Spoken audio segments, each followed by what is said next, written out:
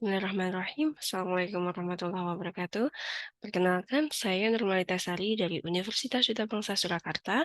Dalam video pembelajaran kali ini, saya akan sharing kaitannya analitik prediktif ya. Dalam video kali ini, saya akan fokus kaitannya dengan forecasting model.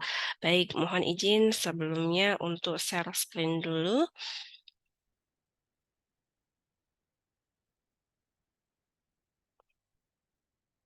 Oke. Oke, menurut Google Trends nih, analisis prediktif itu telah menjadi konsep yang sangat populer di 5 tahun belakangan ini ya. Nah, gagasan ini juga akan dikaitkan dengan kaitannya bisnis dalam era global maupun internasional. Nah, analitik prediktif ini sebenarnya apa sih? Jadi, analitik prediktif ini adalah proses penting yang menggunakan analisis suatu data, kemudian model statistik, kemudian machine learning, kemudian artificial intelligence, dan teknik canggih yang digunakan untuk menganalisis suatu data dan memprediksi apa sih yang akan terjadi di masa depan seperti itu. Nah, kaitannya dengan analisis prediktif sendiri itu ada banyak hal yang harus diketahui ya. Salah satunya adalah terkait data apa saja sih yang akan digunakan dalam analisis prediktif, kemudian model klasifikasinya seperti apa, kemudian forecastingnya model seperti apa, kemudian tingkat akurasi model seperti apa. Akan tetapi dalam video kali ini saya akan fokus kepada forecasting model. Kenapa saya fokus di forecasting model atau model peramalan? Jadi untuk manfaat model peramalan ini sangat besar sekali dalam bidang bisnis ya. Yang pertama kaitannya dengan perencanaan strategis. Jadi model peramalan itu akan membantu suatu perusahaan dan merencanakan strategi bisnis itu jangka panjang. Nah, dengan memahami masa depannya pola yang kira-kira tren di masa depan seperti apa sih? Seperti itu ya. Perusahaan itu mampu mengidentifikasikan peluang bisnis mana ini yang bisa kita ambil untuk mendapatkan keuntungan yang lebih besar seperti itu. Kemudian untuk manfaat kedua, di sini ada istilahnya perencanaan produksi dan persediaan. Maksudnya seperti apa sih? Jadi dalam bisnis ya kaitannya dengan produksi dan persediaan barang, biasanya suatu perusahaan membuat suatu produksi baik fisik maupun apa namanya by digital ya. Nah, model peramalan ini memungkinkan perusahaan untuk merencanakan produk seperti apa sih yang akan laku di masa depan, berapa sih jumlahnya yang harus kita produksi, seperti itu. Itu gunanya buat apa?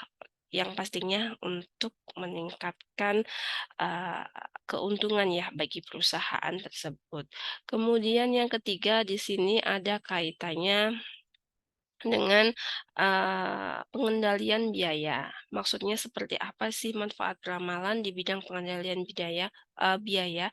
Dengan memahami permintaan di masa depan, itu perusahaan dapat mengendalikan biaya produksi, berapa biaya produksinya, biaya periklanannya berapa, guna itu tadi, meningkatkan, keuntungan dari perusahaan tersebut. Kemudian ini untuk manfaat lain adalah manajemen rantai pasokan. Maksudnya seperti apa? Jadi model peramalan itu adalah alat penting dalam manajemen rantai pasokan ya. Perusahaan dapat mengkoordinasikan pasokan dan permintaan, kemudian menghindari ketidaksesuaian permintaan, kemudian meningkatkan respon terhadap perubahan pasar. Nah, kira-kira ini contohnya seperti ini ya.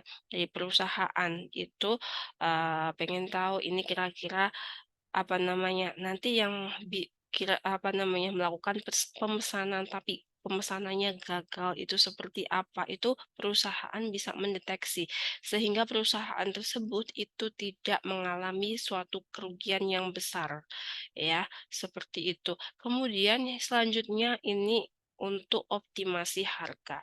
Nah, dalam bisnis nih yang melibatkan penentuan harga, model peramalan itu dapat membantu perusahaan dalam mengoptimalkan harga produk ya atau layanan mereka untuk mengikuti perubahan permintaan pasar dan otomatis ini ya di persaingan pasar seperti apa. Jadi kalau suatu perusahaan dia mengeluarkan brand baru, akan tetapi, di pasaran itu juga ada nih brand yang sama dengan hasil yang produksi perusahaan tadi. Nah, itu kalau kita tidak pinter nih memilih strateginya, bisa saja kalah saing ya karena tadi produknya sama. Nah, caranya bagaimana? Kita akan mengoptimalisasikan harga dari brand baru yang kita keluarkan tadi agar, customer itu memiliki respon yang positif terhadap terhadap dari, produk-produk yang kita keluarkan, seperti itu. Kemudian di sini, menjadi pemasaran yang efektif. Nah, kaitannya hal tersebut, model peramalan ini memungkinkan ya perusahaan untuk merencanakan istilahnya promosi-promosi kaitannya produk mereka itu lebih efektif. Mereka dapat mengidentifikasikan saat-saat yang tepat untuk melakukan promosi. Kapan harus melakukan diskon, kapan harus melakukan promosi, kapan harus mengeluarkan produk baru. Seperti itu dengan model peramalan ya. Itu tadi manfaat utama dari model peramalan dalam konteks bisnis ya. Kemudian dalam model peramalan atau forecasting model ini ada beberapa macam. Yang pertama adalah kaitannya time series model, kemudian ada econometric model, kemudian ada machine learning model. Saya akan bahas satu persatu di sini. Yang pertama kaitannya dengan model time series. Jadi model time series maksudnya seperti apa? Model time series itu adalah suatu pendekatan analisis yang digunakan untuk meramalkan data mengikuti urutan waktu atau data time series. Jadi kita itu menganalisanya itu berdasarkan data time series, data historis time series seperti itu. Nah, jenis model ini tuh sangat berguna untuk memahami prediksi kaitannya dengan tren, kemudian pola musiman, kemudian fluktuasi seperti itu ya. Contohnya seperti apa sih data time series? Nah, biasanya nih, yang sering bermain saham. Nah, harga, saham suatu perusahaan itu adalah data time series. Misalkan kita mau memprediksi harga saham, mohon maaf ini contoh aja ya, harga saham BRI misalkan. Nah, harga saham BRI kira-kira besok berapa ya? Itu.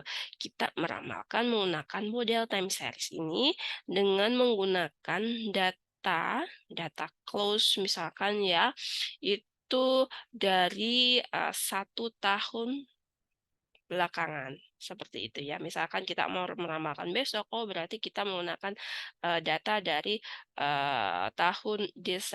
Desember 2022 ya, data harian kaitannya saham, seperti itu. Itu contoh dari data time series. Kemudian untuk model time series sendiri itu banyak sekali ya. Yang pertama adalah moving average. Kemudian moving average itu yang seperti apa? Moving average ini salah satu model peramalan time series yang digunakan untuk meramalkan suatu data berdasarkan rata-rata ya, namanya saja moving average. Rata-rata dari sejumlah pengamatan sebelumnya dari time series tersebut ya. Nah, model moving average ini biasanya digunakan untuk meramalkan data yang memiliki fluktuasi acak atau tidak memiliki tren yang jelas. Ini kita menggunakan moving average ya. Kemudian ada lagi model yang namanya autoregressive atau AR.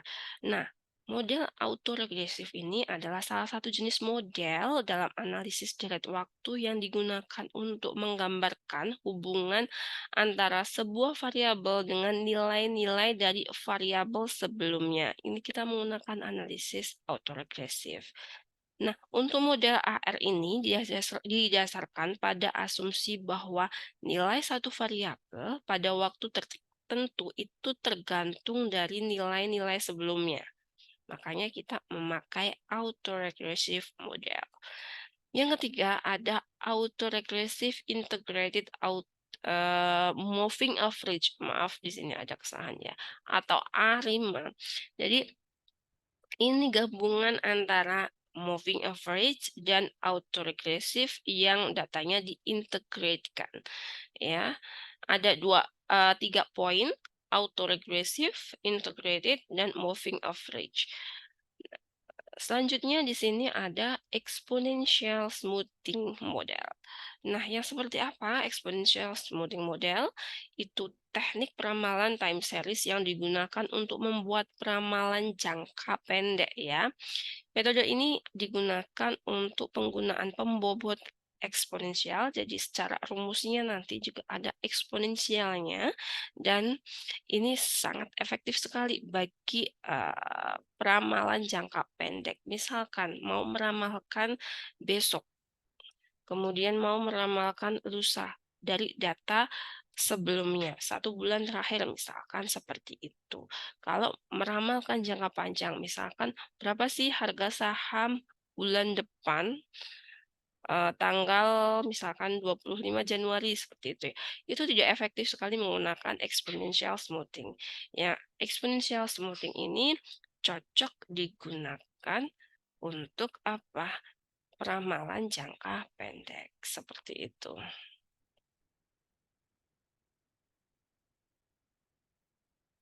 Kemudian saya akan lanjut lagi, tadi ada time series model. Dalam forecasting model itu jenisnya tadi juga ada econometric model. Apa sih econometric model? Jadi model peramalan ekonometri itu suatu pendekatan ya dalam ilmu ekonomi yang menggunakan metode statistik atau matematika ya yang untuk modelnya itu digunakan untuk menyelesaikan permasalahan-permasalahan yang ada di bidang ekonomi, otomatis apa? Ini digunakan untuk memprediksi kaitannya pertumbuhan ekonomi di masa depan seperti itu ya. Kemudian tujuan utama dari model ekonometri ini apa sih? Jadi tujuannya itu untuk menguji teori-teori ekonomi atau membuat prediksi yang akurat ya tentang perilaku ekonomi di masa depan berdasarkan data historis. Jadi kalau di sini analisis prediksi, khususnya metode peramalan, itu kita melakukan peramalan semuanya based on data ya. Kita tidak menerawang-nerawang kaitannya. Hal-hal yang magic seperti itu tidak. Kita tidak menggunakan, oh intuisi, oh kayaknya seperti ini. Itu tidak, tapi kita semuanya based on data. Seperti itu. Kemudian di econometry model itu ada apa saja? Di sini ada linear regression, ada simultan, kemudian ada error correction model. Nah, linear regression itu yang apa? Jadi model yang digunakan untuk memprediksi suatu variabel dependen berdasarkan variabel independen. Contohnya, variabel dependennya itu adalah keuntungan suatu perusahaan bisa diprediksi dengan biaya produksi otomatis variabel independennya ya. Kemudian SDM-nya seperti apa, biaya periklahannya seperti apa, seperti itu. Jadi linear regression ini digunakan untuk memprediksi suatu variabel dependen berdasarkan variabel independen. Ini bisa banyak sekali digunakan implementasinya dalam bidang ekonomi ya. Kemudian yang kedua di sini adalah model simultan. Model simultan dalam ekonometri ini suatu pendekatan yang menggunakan sistem bersamaan untuk mempresentasikan sebuah hubungan ekonomi ya yang saling terkait dan berlangsung secara bersamaan. Jadi di sini nanti kita membuat suatu persamaan seperti persamaan linier ya dalam model simultan ini untuk apa? Untuk memprediksi kaitannya hal-hal apa yang di bidang ekonomi yang akan kita teliti, seperti itu. Model ini penting sekali ya dalam analisis ekonomi karena banyak variabel ekonomi yang saling mempengaruhi ya, bukan hanya hanya dalam satu arah. Biasanya kan di ekonomi itu, suatu kebijakan itu dipengaruhi oleh beberapa variabel penting. Suatu keputusan biasanya dipengaruhi oleh beberapa suatu yang penting. Contohnya kenaikan harga. Kenaikan harga pasti dipengaruhi oleh faktor-faktor yang lain ya, seperti itu. Nah, untuk model yang ketiga itu adalah error correction model atau ACM.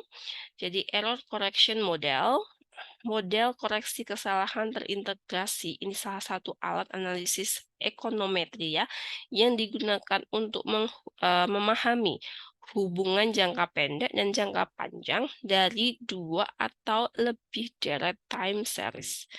Contohnya, contohnya di sini kaitannya data time series pendapatan per kapita, kemudian data time series dari penjualan seperti itu. Nah, kita bisa nih mencari korelasi dari dua variabel tersebut menggunakan error correction model atau ACM.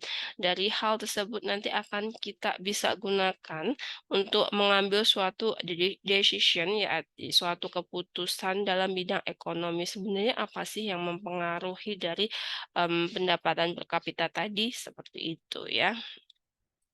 Kemudian yang terakhir dari forecasting model itu adalah machine learning model. Nah, machine learning model itu yang seperti apa? Jadi model yang menggunakan teknik machine learning untuk memprediksi hasil berdasarkan data yang ada. Nah, ini yang lagi istilahnya happening di belakangan ini ya, itu adalah machine learning model. Karena sekarang semuanya berbasis artificial intelligence, seperti itu ya.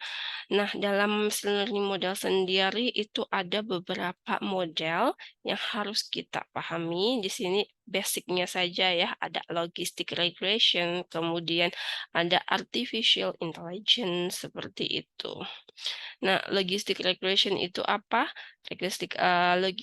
Logistic regression itu adalah suatu model yang digunakan untuk memprediksi variabel dependent berdasarkan variabel independen. Di mana bedanya logistic regression sama linear regression apa? Kalau logistic regression itu digunakan untuk memprediksi di mana dependent variable-nya itu dia hanya memiliki dua nilai ya, nilai biner. Sukses atau gagal, 0 atau 1, lolos atau tidak, naik atau turun, seperti itu contohnya ya. Itu berdasarkan data variabel independen. Nah, variabel independennya sendiri bisa berupa numerical, kategorik, terus kemudian ordinal, seperti itu. Kemudian artificial neural network ya, itu suatu model yang digunakan untuk memprediksi ya suatu kasus, tapi dia berdasarkan jaringan saraf tiruan. Oke, itu basic dari model peramalan dalam mata kuliah analisis prediktif. Di sini saya akan share kembali ya kaitannya contoh kasus. Contoh kasus ini suatu hal yang penting dari yang harus kalian pahami, karena teori saja kalian tidak bisa, tapi kalau misalkan contoh kasusnya yang seperti apa, saya akan coba share di sini ya. Sebentar. Hmm,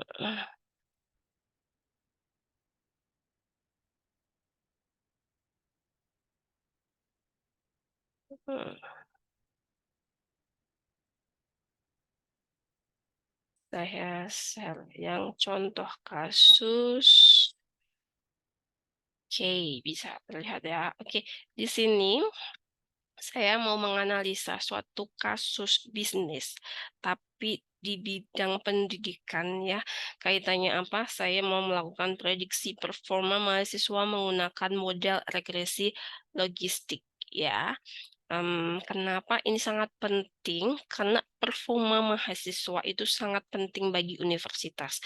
Kalau kalau ya dari suatu universitas tersebut itu banyak yang mengalami drop out, itu akan menjadikan suatu masalah bagi universitas tersebut, kaitannya dengan apa? Kaitannya dengan akreditasinya akan menurun, kemudian, mmm, itu merupakan suatu hal yang buruk ya bagi universitas karena, dari situ terlihat bahwa pembelajaran di universitas tidak berhasil, seperti itu. Itu yang dari segi universitas. Kalau dari segi individu, kalau yang namanya mahasiswanya tidak, lulus atau mengalami drop out, otomatis nih, apa namanya, itu suatu kegagalan bagi individu. Kemudian kalau dari sisi, ekonomi bagaimana? Semakin banyaknya mahasiswa drop out, itu akan berdampak pada kekurangan tenaga ahli di, apa namanya, bidang ekonomi ya. Karena apa tadi? Karena banyak yang tidak lulus, jadi pasaran juga kurang tenaga ahli, seperti itu ya. Itu sampel pentingnya kenapa, kita melakukan prediksi performa mahasiswa untuk mengurangi drop out student tadi, itu ya. Kemudian ini sebagai pengantar saja, prediksi performa mahasiswa itu merupakan suatu hal yang penting ya bagi suatu perguruan tinggi. Nah, seperti yang saya sampaikan tadi, hal tersebut dikarenakan dapat membantu sebuah universitas untuk mencegah maupun mengatasi secara dini ya, mahasiswa yang berisiko gagal dalam perkuliahan. Nah, tujuannya dari analisis ini apa sih? Jadi bertujuan untuk memprediksi performa mahasiswa. Saya di sini mengambil studi kasusnya di Universitas Duta Bangsa Surakarta. Oke. Metode penelitian yang saya gunakan di sini metode penelitian kuantitatif, kemudian model yang saya gunakan adalah logistic regression. Karena apa? Di sini saya mau meramalkan mahasiswa tersebut gagal atau lulus, seperti itu. Drop out or not.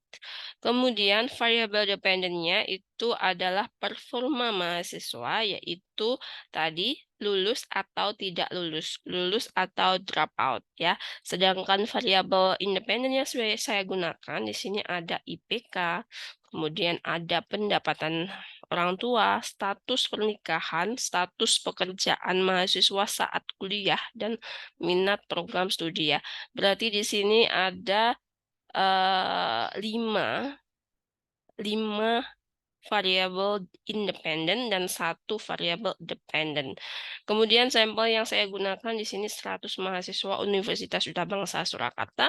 Kemudian data yang saya gunakan itu saya peroleh menggunakan kuesioner dan menyebarkan secara online kepada 100 mahasiswa lulusan Universitas Duta Bangsa Surakarta. Kemudian, untuk variabel independen dan dependen yang saya gunakan di sini ini ya, tadi indikator performa akademik, kemudian IPK, pendapatan orang tua, status pernikahan, status pekerjaan, dan minat terhadap program studi. Kemudian di sini saya menganalisisnya itu menggunakan software Python ya, Python nanti untuk kaitannya tahapannya bagaimana bisa dicek di modul saya yang analisis prediktif. Kemudian yang pertama kita lakukan adalah pre-processing data, itu kita deteksi missing value. Nah, kita cek nih, missing value hasil outputnya seperti ini. Ini kita bisa lihat semuanya adalah 0000. Artinya apa? Artinya tidak ada missing value. Kemudian kita menghitung statistik deskriptif dari data tersebut. Nah, ini ada mean, median, standar deviasi, seperti itu ya. Jadi yang mean di sini rata-rata penghasilan orang tua itu adalah 3.380.000, kemudian IPK-nya rata-ratanya adalah 2,98 dan seterusnya. Kemudian untuk selanjutnya kita juga harus melihat penyebaran datanya seperti apa. Tujuannya apa? Tujuannya kita harus tahu ya, sebenarnya distribusi data kita bagaimana sih? Kalau distribusi data yang bagus itu kan berdistribusi normal ya. Nah, kita bisa lihat dari sini. Kemudian selanjutnya kita inisialisasi, jadi Di sini, kita akan inisialisasi dulu untuk satu itu apa. Satu di sini kan ada 5, apa namanya, satunya 51 ya. Artinya apa, di sini ada 51 mahasiswa yang lulus kuliah, kemudian 49 mahasiswa yang drop out. Selanjutnya kita menganalisis, variabelnya dulu ya. Maksudnya apa? Jadi dalam prediksi kita tidak bisa mengambil semua variabel untuk, digunakan dalam memprediksi ya. Kita harus benar-benar memilih variabel yang benar-benar berkontribusi untuk, apa namanya, untuk prediksi ya. Caranya bagaimana? Ini istilahnya kalau di komputer adalah variable selection ya. Caranya bagaimana? Kita analisis, kita lihat p-value-nya. P-value-nya kalau lebih besar dari 5%, kalau di tingkat kesalahan di penelitian sosial kan kita ambil 5% ya. Kalau p-value lebih besar dari 5%, artinya variabel tersebut tidak bisa digunakan untuk next analysis, tidak bisa digunakan untuk memprediksi ya. Kita bisa lihat nih di sini. Variabel penghasilan orang tua dan variabel status pekerjaan itu lebih besar dari 5%. Artinya kedua variabel tersebut tidak digunakan untuk memprediksi keberhasilan mahasiswa.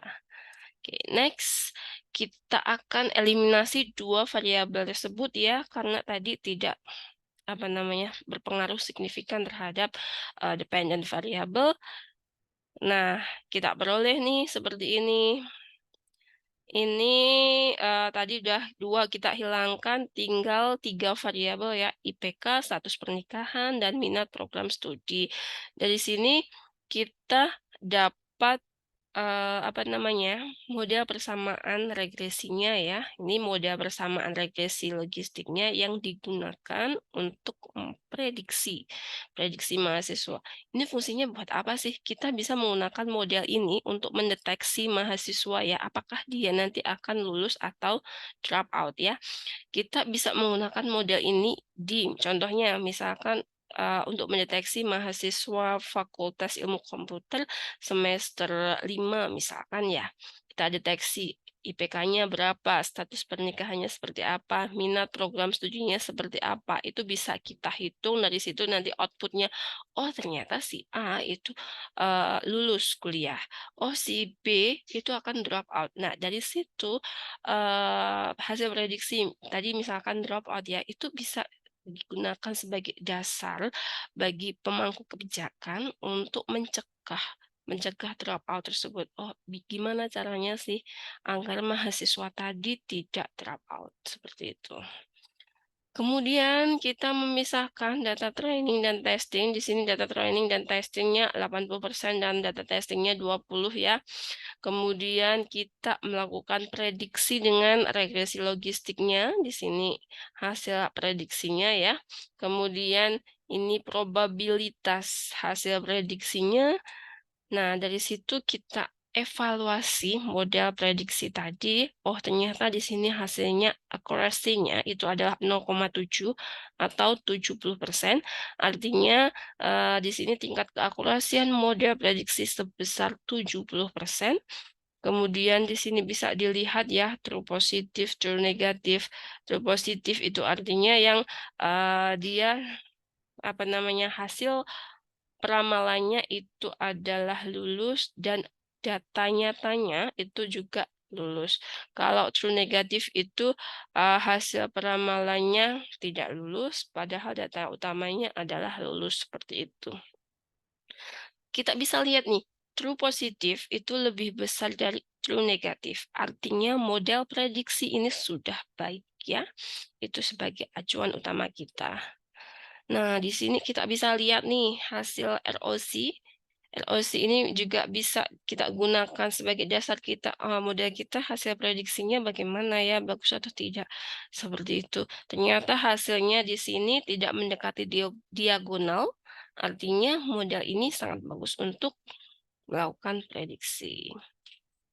Nah, itu tadi kaitannya dengan penjelasan fokus topik utamanya adalah forecasting model, di mana untuk contoh kasusnya adalah regresi logistik ya. Sekian yang bisa saya sampaikan. Wassalamualaikum warahmatullahi wabarakatuh.